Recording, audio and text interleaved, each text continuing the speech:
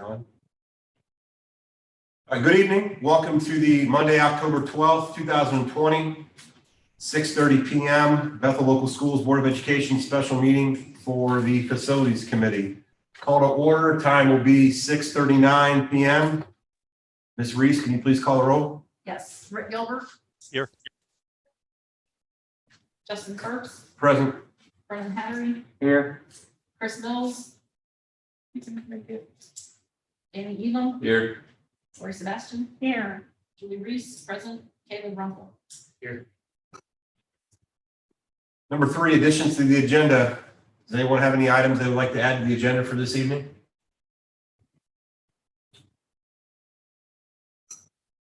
Okay, that is a no. Number 4, communications, meetings, announcements. Does anyone have anything in regards to those 3 items?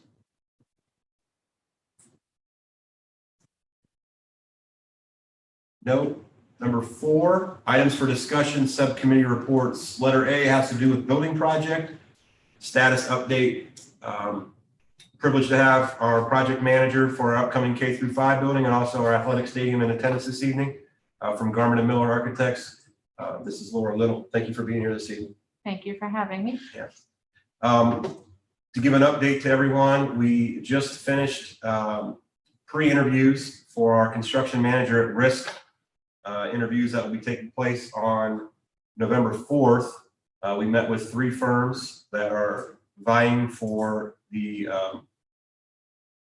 essentially contract for that position. We had Shook Construction, we had Peterson Construction, and Gonger Construction here this evening. They were able to ask a number of questions to the district and also Garmin and Miller in regards to looking at designing their presentation for the upcoming interviews, but also kind of looking at the project and what it's going to entail and potential trying to put together costs for the project as well. To kind of give some additional updates on the building project, we have a couple of important pieces going on behind the scene. The first one has to do with the environmental study in regards to the creek and also the potential wetlands that exist in the woods. So they're taking a look at those 2 areas and trying to determine what that's going to mean for the district moving forward. They're also taking a look at the land survey as well. Laura, did you want to talk a little bit about that and what the district can expect as far as what they're doing exactly? So as far as the environmental study, you said that they've actually started, correct? Yeah, they were on campus last week, 2 days. Perfect. It was Wednesday and Thursday of last week. Perfect. Yeah. So they're going to get a written report to us. So that way we know exactly, are there wetlands on the site? Is there anything that we need to know about, this creek that's coming through? Because I know some of the plans that you've looked at have shown the football stadium like right on top of that area, which not a problem to possibly reroute unless it's a wetland. Then it would, could still reroute. It would, but it could be costly to do so. So just something we need to know to continue working on the design for the site. Also, Choice One Engineering is going to start on the site survey for the property here, so that we know have the full extent of that. Going on with some other items, Choice One is also going to be working on the traffic impact study, looking at the number of cars and everything that are coming across your site, across the roads coming to the access to your site, and the potential if the road would need widened as well would be found at that time. We are also, last week we had a meeting to go over the program of requirements. That was our first initial taking a baseline look at the number of students you have that OFCC has taken as your enrollment projections and possibly the number of classrooms and things that you might need. That will be further looked at again as we start the visioning sessions, the educational visioning.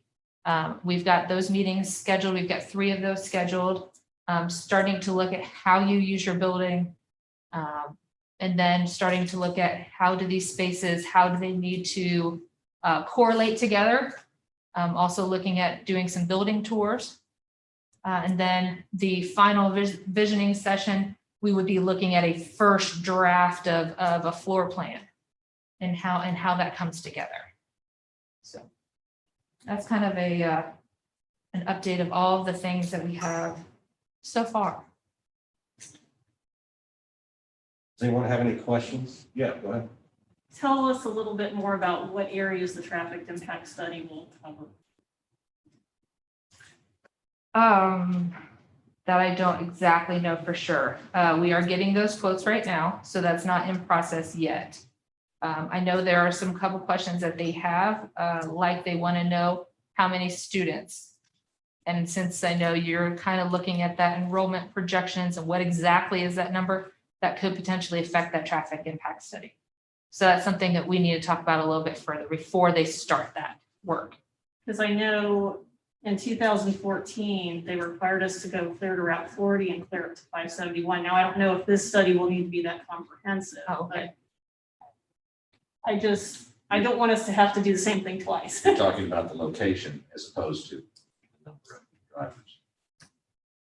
When we had to widen this road out here, we just moved entrances. I don't believe we added any entrances because we had two at the old site, but we moved them and they required us to do a traffic impact study clear from both sides.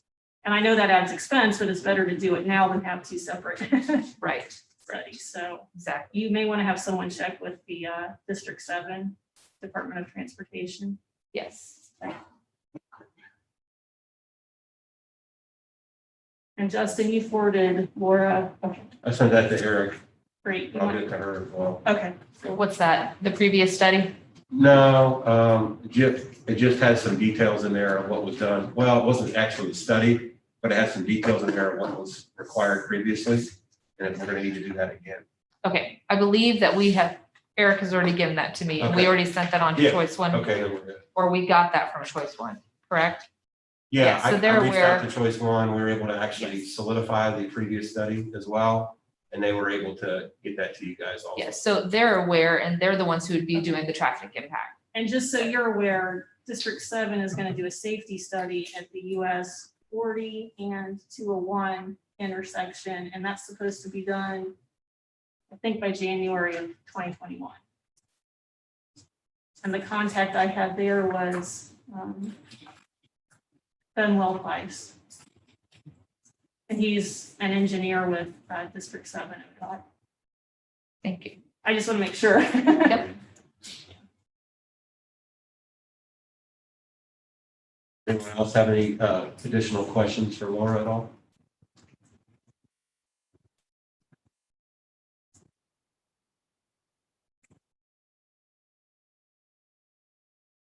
Any of the facility committee members or board members, are there any topics that we haven't discussed yet?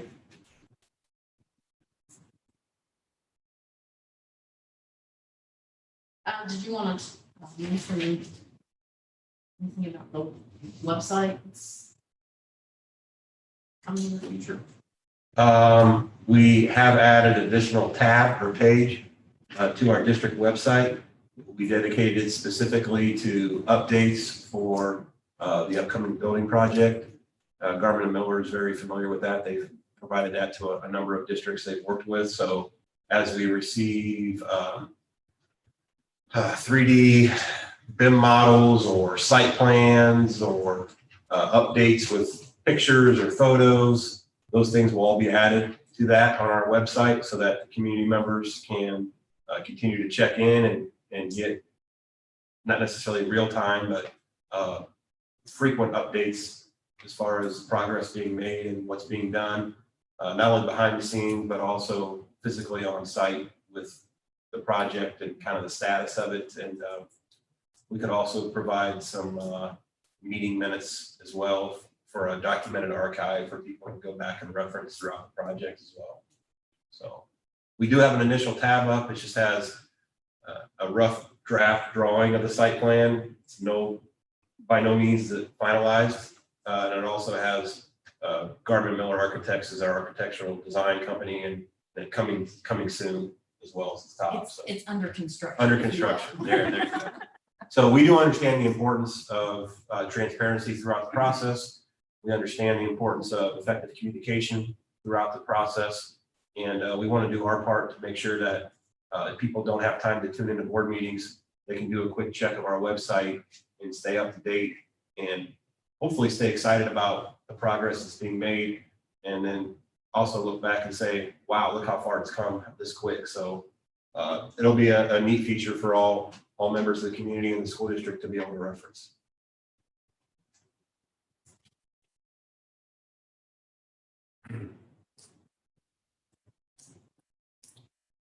Our first educational visioning meeting is an update as well.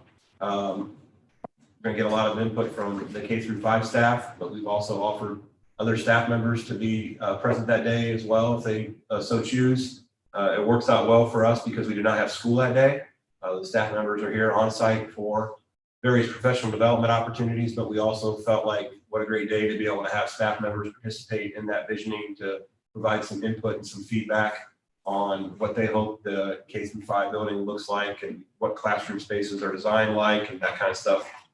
So that first educational visioning meeting will be held on October 23rd, which is a Friday. It'll be in Bethel Hall. It is open for community members to attend. We just ask that they have face coverings on, and we're going to maintain social distancing. So we'll have chairs set up in the cafeteria for people to be able to spread out in Bethel Hall. We will also be able to provide that as a recording. And then we'll also, as a district, provide from that recording a short little survey that we'll put out that will will allow folks to be able to watch the presentation and then also be able to provide some feedback to us through a survey, which speaking on behalf of the board and the facilities committee, hopefully they agree that worked out pretty well throughout our not only master facilities process, but also strategic planning as well. So the idea is to try to get as much input from various groups by different means as possible. What time is What that? time was that meeting? 9 to noon. Excuse me, I forgot to say that. And then as Mrs. Little indicated, we'll also have two more additional visioning meetings that will be scheduled. And then we're also going to take a look at some potential dates for actual site visits to recently constructed school facilities, because I think it also helps to be able to go to projects that have been done and kind of take a look and I like this or this doesn't fit well for us, to kind of get some schematic ideas. Or I know I do that a lot when I go to sporting events and newly constructed schools. I always have my phone out taking pictures of things that I like. Phone's loaded up and stuff. So, but we'll have those dates, and that'll be for board members, facility members, et cetera, to attend. So we'll get those dates to you. Any questions at all on next steps? So I just have one about the site visits. Will you be doing the same thing for the stadium side, looking at? Yeah, but that's a different core group. So we haven't. Yeah. Right, I'm just asking you. Yeah, absolutely. I know Mr. Wolf, I think, has spoke with Mr. Smith in regards to that. And we'll have those two connect and get some things set up for that as well.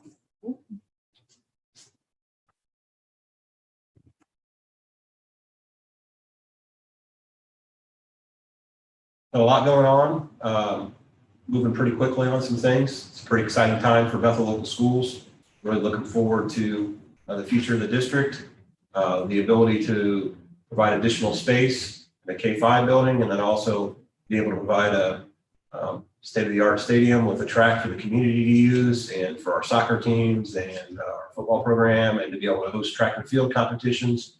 And then also hopefully throughout the process, being able to open up some more green space, be able to add a home cross-country course as well, which I think will continue to add for opportunities for our kiddos to experience a true campus setting where we offer a lot of things on site where maybe potentially in the past the district has not been able to do, especially with cross-country and track. So really looking forward to that.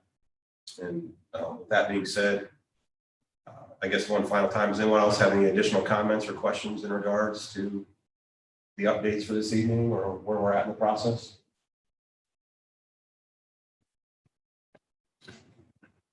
Mr. Hattery, do we have any hearing of the public at all?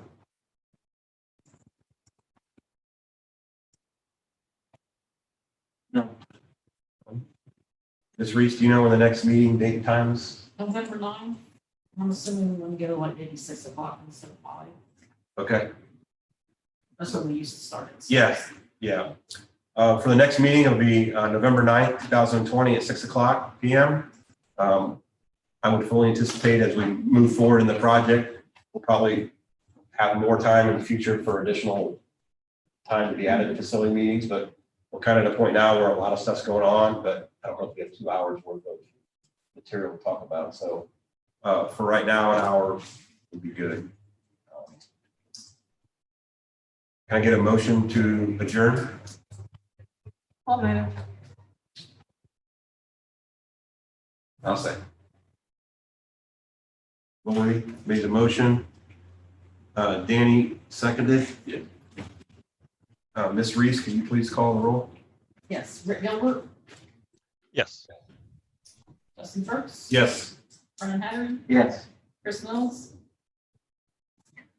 Danny Elam, Yes. Lori Sebastian, Yes. Julie Reese, yes, Caleb Russell. Yes. Meeting adjourned at 6:56 PM. We'll have a couple of minutes of break, folks, and then we'll rejoin you at 7 o'clock PM for regularly scheduled monthly Board of Education meeting. Thank you.